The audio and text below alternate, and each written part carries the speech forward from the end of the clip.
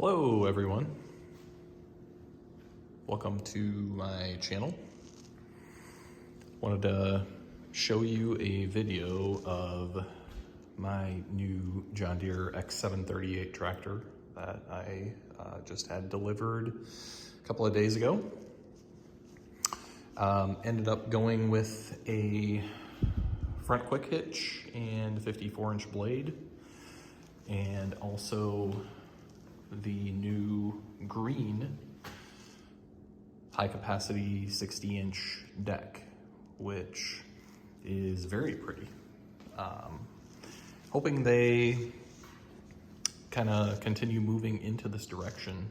Potentially implements will all be green going forward. I know it's probably a personal preference, but I think the green looks sharp, looks very sharp. So went with the manual shaft drive here, rather than the quick connect. I've had a few of these machines before. My first one was an X738 that I had with a quick connect, and it worked fine. But the simplicity of the shaft standard manual connect is not a big deal for me. So I have not seen a need to get the quick connect on my X739 that replaced my X758. And then now my X738 went with the same manual connect deck. So here it is. Absolutely love it. The difficult part is here in Michigan, we have had on the west coast of Michigan a pretty serious snow year. Where I live, we are at about 90 inches of snow for the year, but it's been strange because we've had some massive storms, and then warm temps have come along shortly thereafter, so the snow melts fairly quickly. So outside there's really not much right now, and the forecast calls for some pretty warm temperatures. So not sure if I'm gonna get to record anything for you guys to show you the performance of this 54-inch blade. One thing I did do that I've done with my previous machines, and I've had the 47 snowblower and the 54 blade on previous machines before, but one thing that I have done, and I did do with this machine, was cut a strip of Tractor Supply 1/2-inch horse mat and have installed it behind the steel cutting edge. I have a newer home with concrete drive, and this solution has worked really, really well for me. It honestly scrapes right down to the surface every time. It's quiet, and it essentially kind of squeegees the driveway. It pretty much gets everything off. If it's been driven over, that's a little bit tougher to get off, but you get a warm day here or there, and you go out and you can squeegee those tire pack down snow marks very quickly. So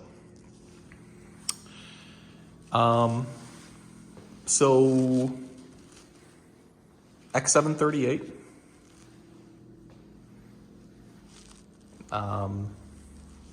I did, as I have done before, take out this RIO. I popped it out, and I put the positive and negative wires together with a wire nut, wrapped it in electrical tape for the upcoming mowing season. I personally do not see a need for the RIO when mowing.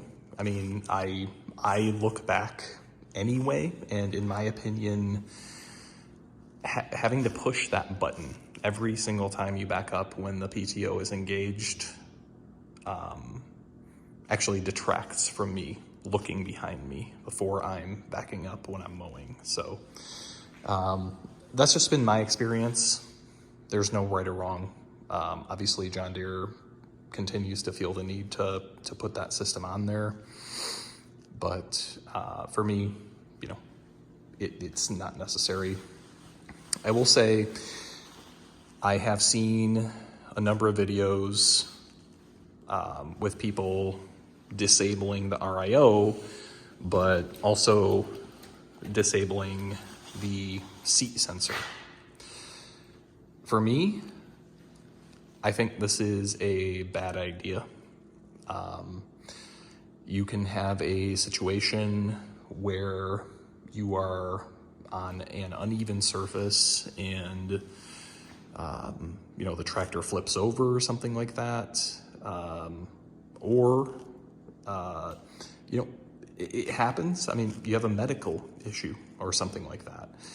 I don't see any need to disable the seat occupancy sensor. It's done me no good at all. It's very easy. I very rarely have to hop on and off of my seat when I'm using this machine, whether for snow removal or for mowing, where, you know, this comes in handy. And I think it's actually a very good and smart system to keep you safe and to kill the engine if something happens. So again, just my opinion. So we've got now 0.4 hours on the machine. I did follow the instruction of a few other YouTubers and replaced both the front headlights and also the rear backup lights with LED replacements. This does make a difference. I've used these exact replacements in the past, and the halogens on this machine, they're okay, but the brightness of these LEDs, you know, do help with snow removal in dark conditions. So decided to go with them again.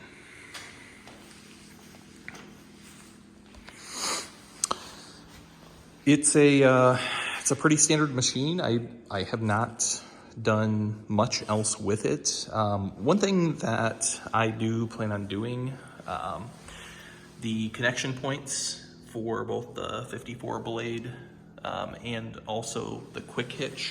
I have not done it yet because I have not actually used the blade yet for snow removal. I'm gonna put some John Deere Molly grease on those. They do, over time, if you use them for a season or two with the salt and everything like that, that they get exposed to, end up feeling a little bit rough when you're popping them in and pulling them out. So I do plan on doing that before we have another snowfall here before the season is done. I did lower my seat. I am 6'3", so there is a multi-position rod here that you can change.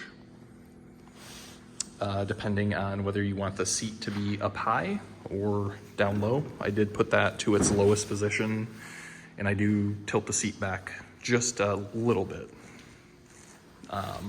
That's most comfortable for me. Obviously everyone is different, so yeah.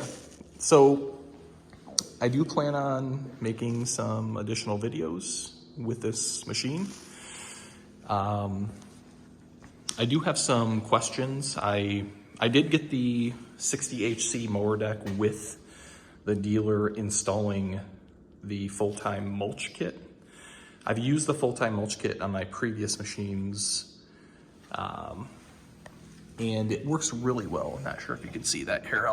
I'll do another video on the mower deck as the mowing season gets closer, but have used the full-time mulch kit on the 54HC on both my X758 and my X739, and it works great.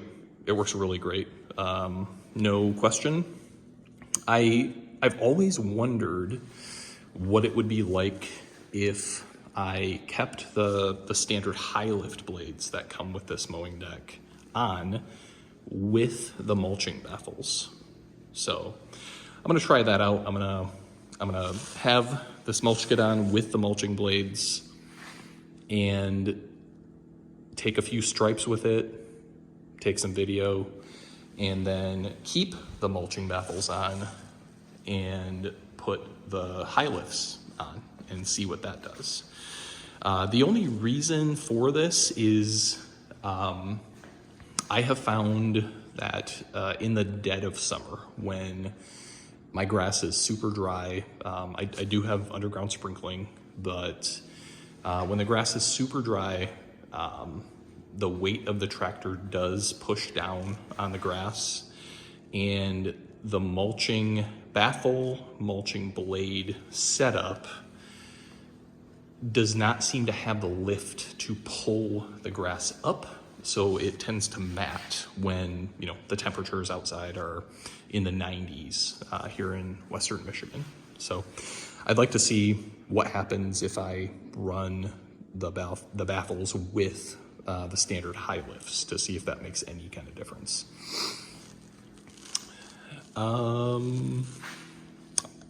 That's really about it. Again, if we have some snow coming up soon, I'll take some video of that. But yeah, excited to have this new machine again. After having the X758 and X739. It is a great looking tractor, in my opinion. It's so pretty, and I love it. So anyway, if you guys have any questions, or if you have anything that you want me to take video of while I kind of get into this new machine, and any changes that I make to it to kind of customize it for my needs, let me know, and I can certainly do that. Thank you very much.